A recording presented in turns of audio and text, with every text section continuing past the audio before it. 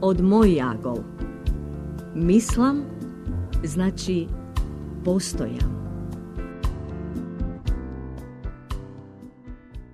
Кога животот ке си поигра, во спомен на Анита.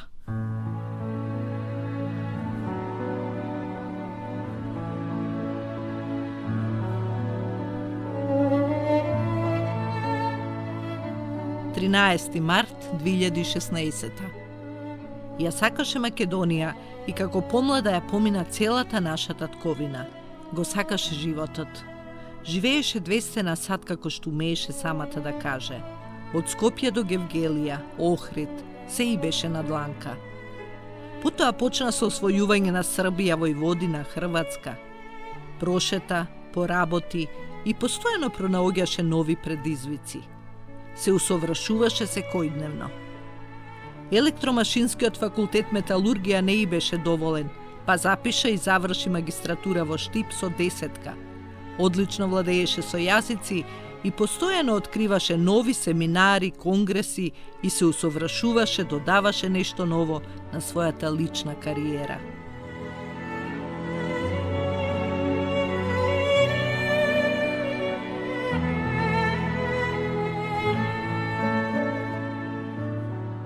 Првата понуда дојде од Авганистан. Предизвик, ново искуство, добра заработка, нови дружења. Замина весела, расположена, орна за работа и докажувања, подготвена за нови авантури. И успеа во посакуваното. Пофалби и награди за одлично завршени обврски, грижа за вработени, убави зборови, тапкање по рамо од сите страни, посебно од нејзините странски предпоставени. Доаѓаше повремено весела и срекна во Скопје, долетуваше како птица преселница, се гледаше со блиските и раскажуваше за импресиите оттаму. Трошеше со тие што ги сакаше и пак се враќаше во тугината. Плетеше нови пријателства и дружења, знаење и напредок во кариерата што ја водеше и беше чинам пред се друго. Ова патешествие траеше 3 години. Се додека базата каде што работеше не го заврши проектот, им се заблагодари на вработените и ги пушти да здивнат и уживаат во стекнатото до нешто ново, погодно за струката и личноста.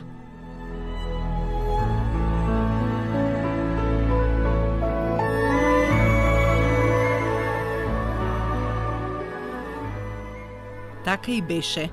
Насмевки, веселби, шетања и уживања во познати летувалишта, докај соседите и назад, па потоа Сицилија се вклопи и Индија, Непал, Тибет, недопрено, неоткриено докрај, а посакувано и сонувано некогаш, без обврски, опуштено и безгрижно, проширување на видикот во непознатото и од друга страна веќе познатото, колку светот е голем, различен, недофатлив и убав, кога може да се почувствува, да се посети и види од различни страни и на свој, некога само замислуван, а сега остварлив и така посакуван начин.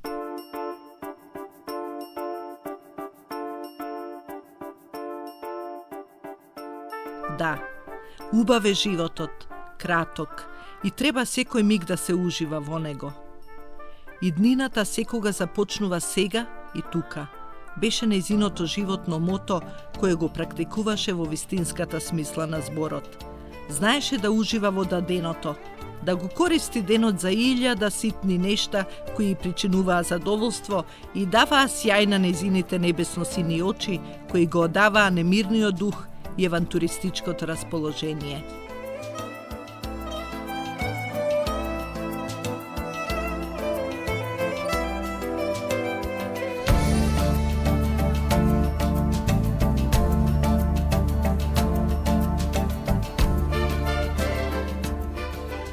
И се беше добро. Прошетката до Охрид и назад, желбата да се купи нешто во нашиот македонски бисер и да се ужива во позрели години се повеќе оживуваше и едноставно дојде време за ново искуство. Се реши и замина на брегот на Слоновата коска во градот Абиџан, мирно и спокојно. Работеше неколку месеци таму за да една недела, токму на прочка 13 март 2016 не замине во друштво во летувалиштето Гранд Басам на југот на брегот на Слоновата коска. Капење, дружење, муабетење, освежување после работната недела, едноставно потребното опуштање за организмот. Сето тоа е прекинато во сончевиот убав ден со убивање од страна на нелуѓе, терористи кои решиле дека токму тој ден треба да убиваат, да валкаат раце и да се осветуваат за нешто што ни самите не се свесни точно што.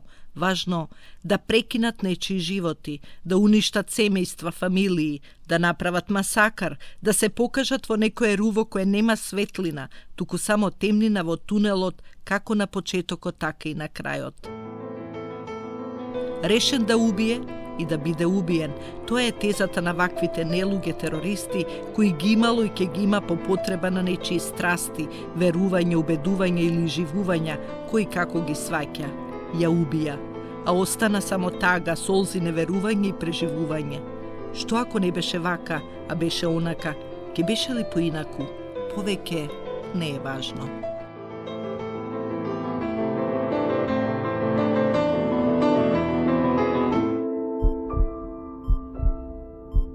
Згасна нејзиниот живот.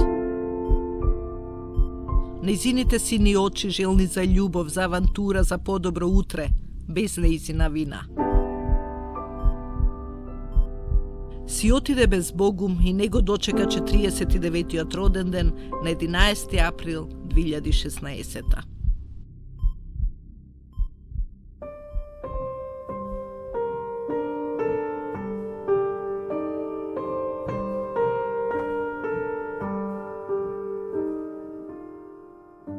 Остана само пишаното сведоштво во неколку реченици. Мисијата на Обединетите нации на брегот на слоновата коска и програмата на ООН за волонтери со жалење известува за смртта на волонтерката на ООН, која служеше како цивилен персонал во инженерската служба на мисијата на Обединетите нации во оваа земја.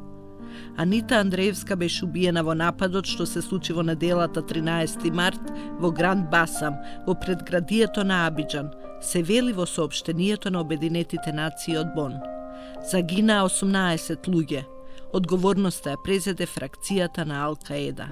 Крај.